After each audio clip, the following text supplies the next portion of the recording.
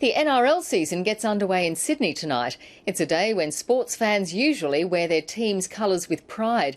But this year's launch has been overshadowed by questions about the Cronulla Sharks and the alleged use of performance-enhancing drugs. Today, Cronulla declined to comment on allegations it's been told to stand down players and insisted it was getting on with business. Reporter Jennifer Browning joins us now from the Sydney Football Stadium, where the season opener between the Roosters and the Rabbitohs is underway. Jen, what's the feeling out of the ground tonight? Juanita, fans are really trying to focus on football this evening and the start of the 2013 season. Tonight's match is a near sellout as thousands of fans make their way into the stadium to watch the return of Sonny Bill Williams to rugby league, this time as a Rooster. But despite the fanfare here this evening, a dark cloud still looms over the game. Down south today, Cronulla trained, but there's still a lot of controversy surrounding that club. They maintain their stony silence, as Duncan Hunstdale reports. The media pack was circling, but the Sharks players slipped through the net as they arrived for training. Instead of looking ahead to Sunday's round one game against Gold Coast, Cronulla's being haunted by what may have happened in the past.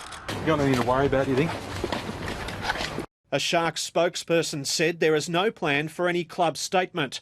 The club will continue to work through the process, and when we can say something, we will. Other clubs were talking about the rumours that Sharks players had used performance-enhancing supplements in 2011 and that an ASADA investigation could lead to several players being stood down. It's a pretty dire situation, obviously. The NRL can't afford for a team to drop out of the competition. Oh yeah, it is disappointing, coming out the day before the season opener. There was a lot of hype about the game tonight.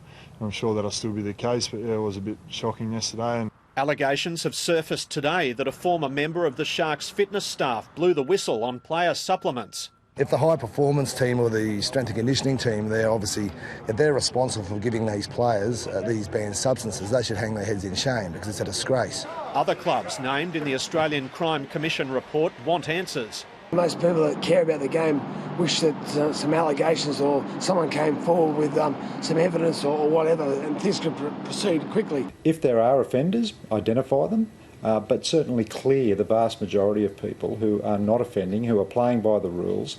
At a closed training session, the Sharks were in good spirits. But how long that mood remains will depend on results on and off the field.